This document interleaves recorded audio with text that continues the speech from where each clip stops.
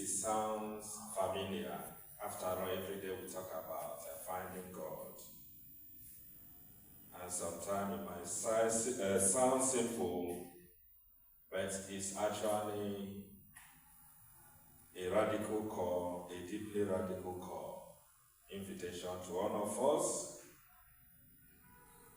And it's not just for us to reaffirm Ignatian spirituality, but it's actually a kind of, see it as a prophetic response to the signs of the time, our own time. We are living in a secular world, and the idea, the attempt from many quarters is either to seek to resist secularism, At some point in history, this whole quest to separate church from religion, from public institutions, so that no religion will control the affairs of human life or affairs of humanity, so that public institutions will remain neutral and people will be free to practice their own religion, their own faith, to pursue their own individual aspirations. Those were positive things about secularism. And of course, it has its own negative things. The idea of putting God behind the border, kind of trying to shift God from the center of our lives to the peripheries. And as a result of that, many people have really given up hope, given up belief, their faith. And also, from the point of this freedom of religion, of faith, and everything, we have all kinds of confusion, distortions, distractions, noise around us. So, as a result of that, sometimes when we hear secularism, new secularism, old secularism, we tend to, even as a church, to fight against that. And some of us are tempted to have this interior nostalgia, longing to go back to the good old days.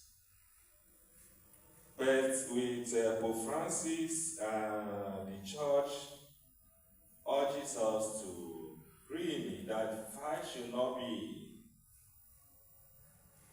to try to go back or maybe to resist what is going on, but rather it's an invitation for us to see that as a sign of our own time. As a sign of our own time. So in a noisy, distracted, and even disoriented world, the UAP, by making this actually the first preference, that, a kind of a compass to guide our own collaboration with the church in a secular world, invites us to see it as a sign of our own time, signs of the times, an opportunity to actually renew our presence in the heart of human history. That is the exact phrase that we find in that document. So as a result of this, I want to look at 3 points. 1, given from what we said, to show the way to God through the spiritual exercises and discernment. What does it mean to show the way to God in our own time, given what we are going through, our own current human experiences in the contemporary world? And why are the spiritual exercises central to this journey, the journey we are making towards God, to finding God? And how does discernment help us walk that path, our daily path to God? And to show the way to God in the secular age, that is the first point. And this phrase, to show the way to God, is not about converting people. It's not about, evangelization, so to say. is not about preaching to get more unbelievers or those of other faith to come to embrace our faith. It's not just about that, or it's not much more about that. It is not about having all the answers, because that is always the temptation that the church found, fatal in the time past. To think that we have all the answers. But it is much more about companionship. Is being companion on this journey. And we can see where even synodality that Pope Francis pushed for emerged from. Is to see ourselves as all of us, as a family, members of the family of God, journeying together, seeking out this God. Is to see ourselves as contemplatives in action. We are taking various actions in the world, but within that, we all are searching for God. And in this, as we do this, we are pointing out, we try to point out humbly and clearly to the presence of God in all things. So as we engage in our work, as we journey together, we have that humility. And in humility, we try to point out God who is manifesting himself in our own individual experiences of the things that is happening to us and the things that we are happening to. That is what is to show the way to God. So in a secular world, that sometimes can be very cynical, many people are not asking during this time, which religion is true? Every religion is free to operate. Everyone is free to practice his religion. Unfortunately, in some parts of this great nation, that is not yet the case. Even though our constitution, said we are a secular state, but sometimes religion is still influencing things. So, in our own world, we see, especially among young people, parents are shouting, "Come to church, come, I want you to be a Catholic." And they're exploring. They actually being true to the signs of the time, to the current reality. Many people are not asking which religion is true. What they're asking is, where can I find meaning in life? Where can I find hope? And many young people, this is what is paramount in their mind, and any place they think that will offer them meaning, that is where they gravitate to. Where they can do something that offers them hope. If they come to the church and they don't feel that they moved out of the church to seek for meaning somewhere else, and to try to find hope somewhere else. So in this time, we are not trying to preach that our religion is the true one.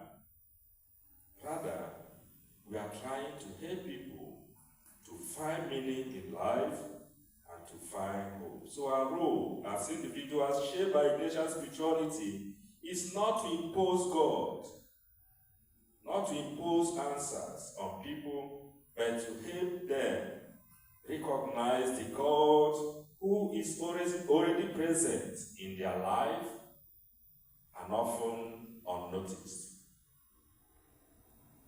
Our catechism will ask, where is God? God is everywhere.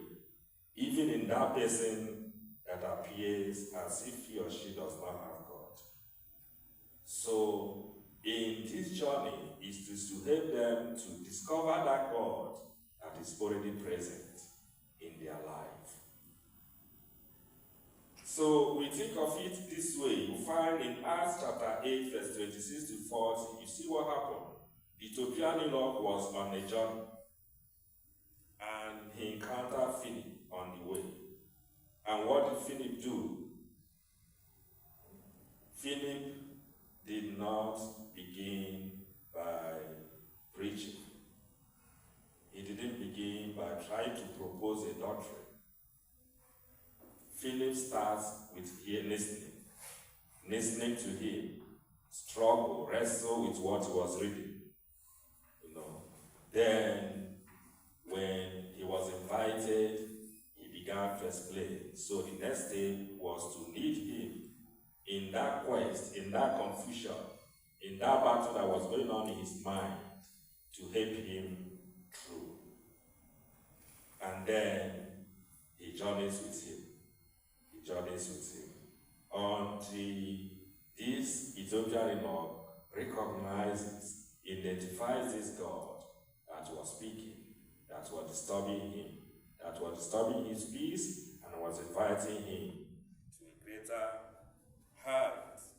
That is the strategy. That is the method, the approach that we want to take in journeying with people, and this is what is recommended by our own spirituality, founded on the spiritual exercises of St. Ignatius.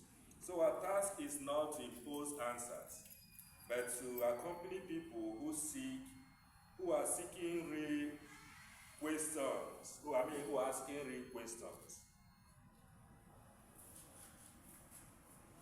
Profound questions of freedom, of identity, of belonging, questions about purpose. What is my purpose in life? That is what spiritual exercises, what this time is all about. So how do we show this way to God?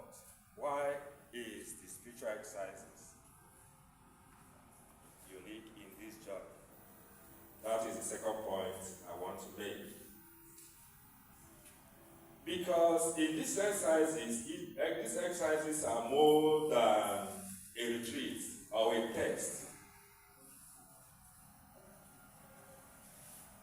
Rather, they are about a transformative encounter, a privileged instrument. That is how the document, the UAP, presents it. A privileged document. And in this particular line, they borrow from the General Congregation 36 of the Society of Jesus. It is an instrument to make Christ present in our own world. In this world that seems as everyone is abandoning God, is to bring back, to make the life and the mission of Christ present in our own time. So these exercises are a pathway to freedom. St. Ignatius did not invent God, but he gave us a set of tools to experience God personally, intimately, and in a way that will transform us. And to be experiencing this, to be able to choose to follow Christ in our life freely, in our own culture, in our own politics, in our own economies, in our own engagements. So the exercises invite us into personal relationship with Jesus, a deeper understanding of ourselves, our true, deepest desires and freedom, and the grace to choose well. And the grace to choose well, not based on fear or habit, but on trust and on love. So our choices are no longer controlled by the habits that the pressures around us, the pressures from culture, from politics, have put on us. They are not based on the fear of what will happen if you don't choose in a particular way. But you are free to choose what is according to the will of God for us. So in the exercises, we learn to see ourselves through God's eyes. Through God's eyes. And this is not just for the Jesuits alone. It is a gift that St. Ignatius has given to the church and to the world. And the beneficiaries of these are not just Christians. We are talking about people of other faiths, even some people who don't believe in God. Find meaning, in undergoing this exercise, because what each person searches for is meaning and hope.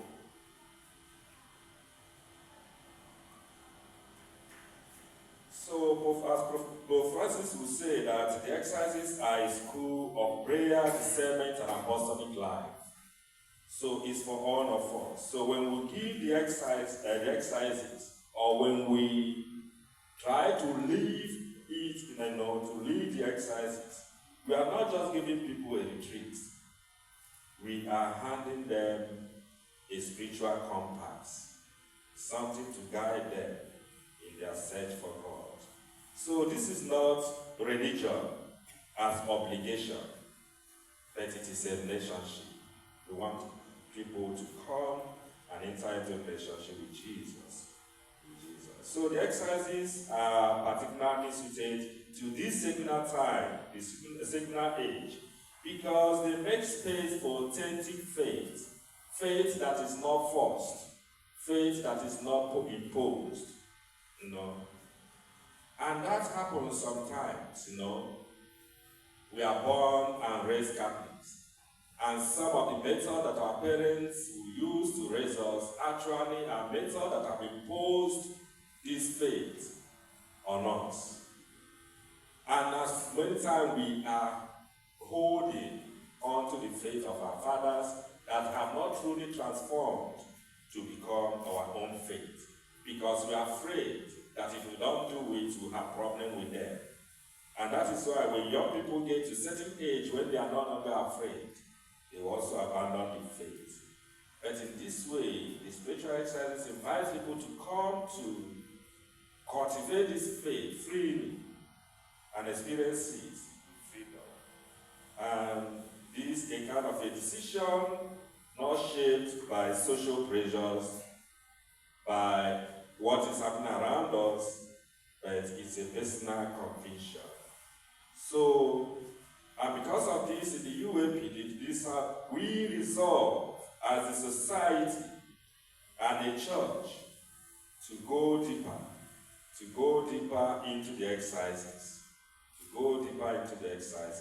and to offer them as widely as possible, especially to young people. And this is what Father Jerry and the lesson will go to do. That is a new method, a preference. We prefer to offer it to them. And we live the spirituality, when we live the spirituality, we teach it as a pathway to God through our commitment to Christ's redemptive mission in history. So that is what the society prefers within this space, for at least 10 years to do, for all of us to go deeper, to experience this more, and not just experience it, but to be willing to offer it, to as many people as possible, targeting particularly the young people. And of course, the third thing I wanted to talk about, point, is about discernment. And in this, the society wants us to see it as a way of life. Not just a way of finding God, and a way of life, not just a means to discern and make one particular decision, but to make that to become a habit, how we operate, how we do things, But the journey does not end with the retreat. The exercises teach us discernment, not as a one-time decision-making tool, but as a way of life. So discernment is the ongoing way of seeking and finding God in all things. To discern is to ask at every moment, where is God in this? What is God inviting me to do? Who is God calling me to become? And it starts with 3 dispositions. Discernment, that often, these 3 questions. Where is God? because we want to find God in all things. What is God asking me to do? Which kind of person is God inviting me to become? And for us to do discernment, we must have these dispositions, interior dispositions. We must have inner freedom, the ability to let go of our attachments, of pressures, of those things that mount pressures on us to whittle down our freedom. The next disposition is listening, the ability to listen not just to God, but to others and to the reality, that we live. And the third one is availability, meaning to respond generously once we have clarity. As we discern and we discover what God wants us to do, we have that generous heart to respond freely to God. So, and this is not just for big decisions, it's daily. It's a daily communal habit that shapes how we do things as a society, and we are proposing this to become how we do things individually. It is a habit that shapes how we lead our institutions, how we live our vocations, how we make ethical choices, and listen to the cries of the world. It's a habit that we are proposing for each and every one of us, or to each and every one of us. So discernment is needed more than ever during our own time, the secular age, in our own vocations, in our relationships, in our personate, even in our politics, and those areas of our lives that we always think that God should not come close to this place. God should take a break and allow us to operate. So discernment is a kind of a remedy, antidote to superficial living, life without death. So this is why the Society of Jesus has resolved to make spiritual discernment a regular habit at every level of decision making. And this is one of the lines from that document. This is a choice to seek and find God and find the will of God always, letting ourselves be guided by the Holy Spirit. Discernment in common was what led to universal apostolic preferences.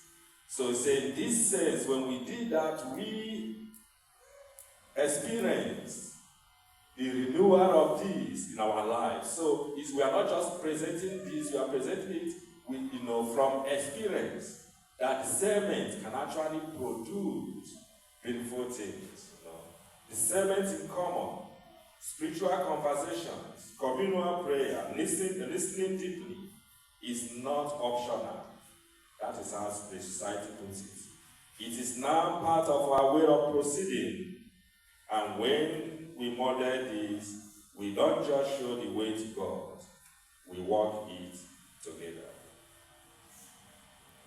And we need to see this as an invitation to mission for all, faith in action, a testimony of hope. The mission is to show the way to God, to show the way to God. And it's not, I mentioned this before, not only a call to preach or convert, but to accompany, discern, and collaborate. That is what this mission is all about. The mission given to us by this preference, by this particular preference. So the spiritual exercises and ignatian discernment offer enduring tools for navigating the complexities of faith in a world that seems as if God is absent. Tools that invite deeper transformation and commitment to Christ's redemptive mission. So ultimately, this preference is about testimony. The world is watching, not just for doctrine, but for lives that radiate meaning, compassion, and hope. So the society invites us, reminding us that our faith must be incarnate, and this means rooted in prayer and in reality. It must be dialogical in conversation, open to other cultures and religion, and it must be committed to faith, to doing justice and reconciliation, and it must be communal. It must be communal, a sign of unity in a fragmented world. So the exercises and the sermons are means, not ends. So to show the way to God through spiritual exercises, the emphasis is on God, not on to show, not on the spiritual exercises, not on the sermons. The emphasis is on God, so that because Pope Francis, in one of his documents, invites us to remember that the danger of our time is that we have this theology that focuses on itself, the church that focuses on itself, rather than pointing towards what is beyond it. So, in choosing these prophets, we must always point to God, not to the exercises. There are many pathways to God, but this is our own preferred pathway as a society, as those formed by Ignatian spirituality. So it's just a means, not the end. The end is God. They are the tools that help us to share the most fundamental discovery of our lives as Ignatian people. That discovery